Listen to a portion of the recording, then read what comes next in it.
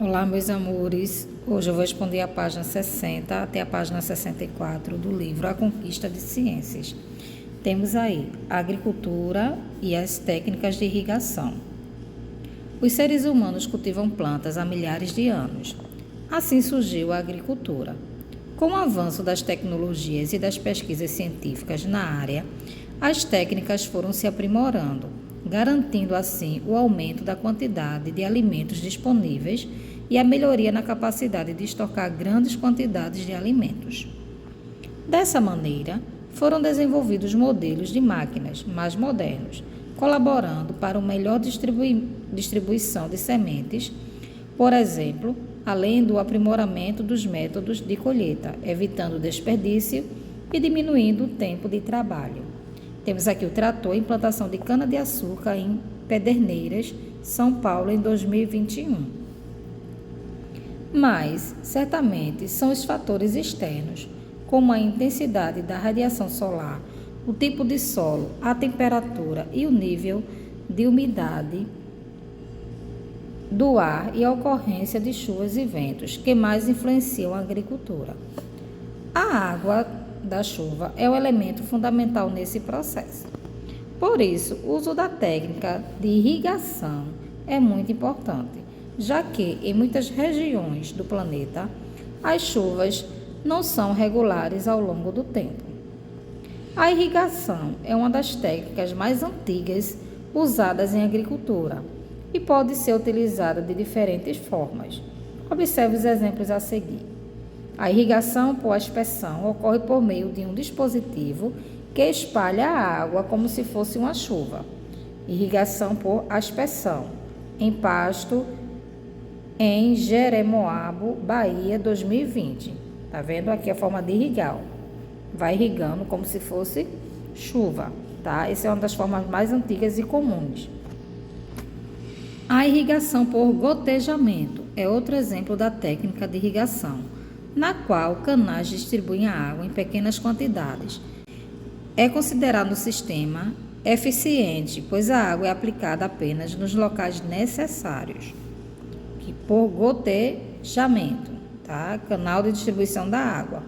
Esse canal aqui vai levando a água e a água vai gotejando no local ideal para irrigar. Irrigação por gotejamento, implantação de mandioca em Braslândia, Distrito Federal, em 2021.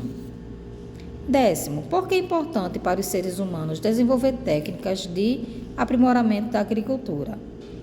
Esse aprimoramento é importante para evitar o desperdício, diminuir o tempo de trabalho e para que seja possível cultivar uma variedade maior de alimentos em condições do ambiente que são muitas vezes desfavoráveis.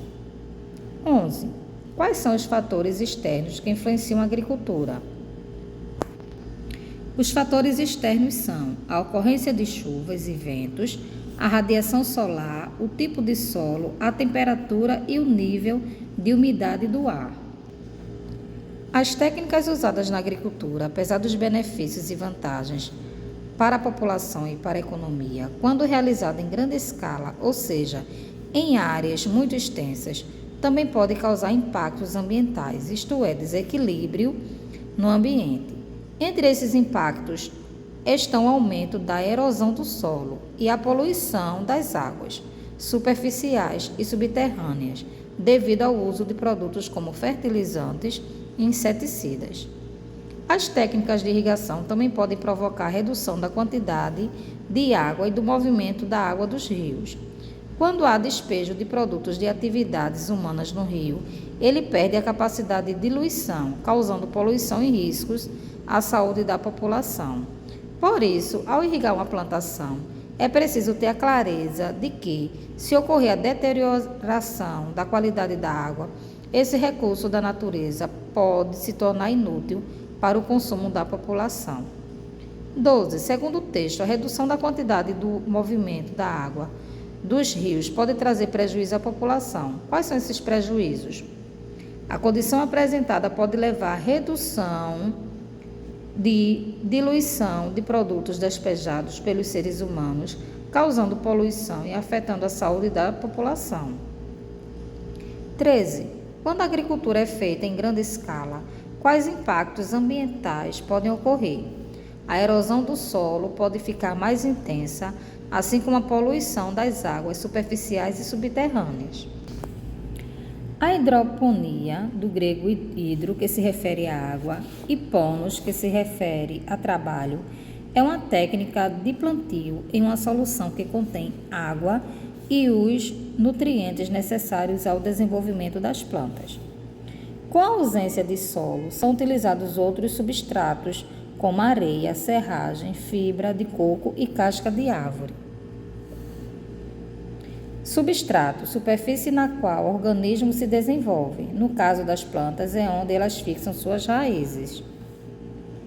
Mudas de alface, aqui ó,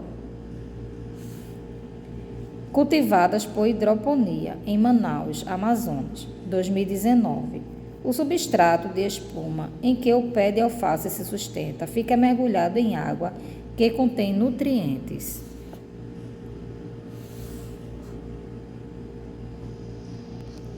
Comparada às outras técnicas de cultivo no solo, a hidroponia é considerada vantajosa porque, quando aplicada corretamente, permite, entre outras características, ocupar menos espaço físico e consumir menos água do que o cultivo em terra, proteger as plantas das variações do clima, evitar as doenças transmitidas por seres que habitam o solo, controlar os insetos e as ervas daninhas com mais facilidade, cultivar as plantas em qualquer época do ano e até mesmo em regiões desérticas ou rochosas, onde o solo geralmente não é produtivo.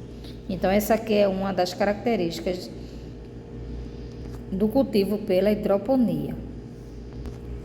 Muitas das hortaliças encontradas nos supermercados e nas feiras são de origem de cultivo hidropônico. As diferenças nas suas características são facilmente observadas quando olhamos para as raízes, por exemplo. Observe o exemplo da alface.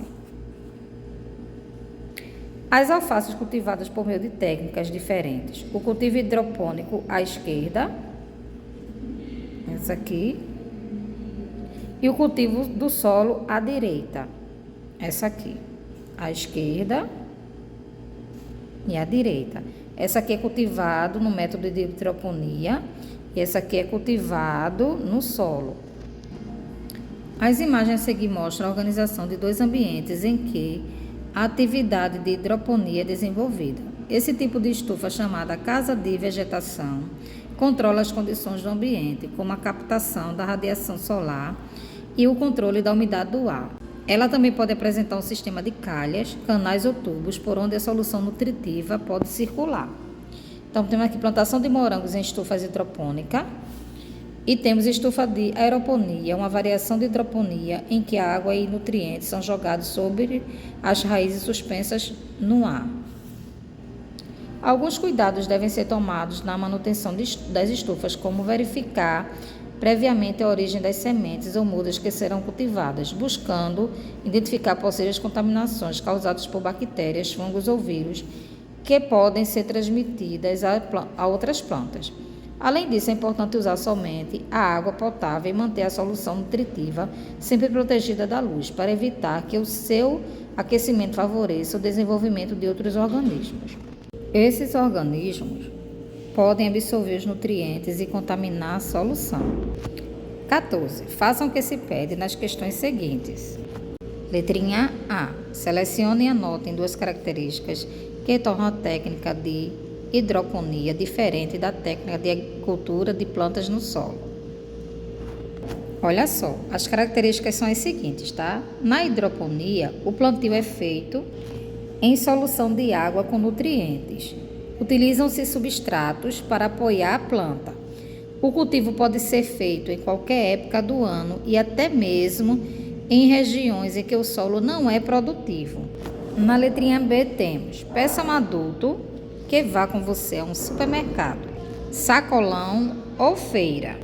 Nesse local, vocês vão descobrir plantas que são cultivadas por meio da hidroponia. As plantas são vendidas embaladas? Como? Os produtos em geral são acondicionados em embalagens plásticas. Observem as características do corpo das plantas. O que chama a atenção de vocês? Vocês vão observar aqui, o tamanho das raízes é o que costuma chamar mais atenção. É provável que vocês vejam o aspecto viçoso de algumas plantas, né? São plantas muito bonitas. Chega a dar aquele apetite para a gente comer. Anota informações apresentadas nas embalagens do produto. Em que essas informações podem ser úteis ao consumidor?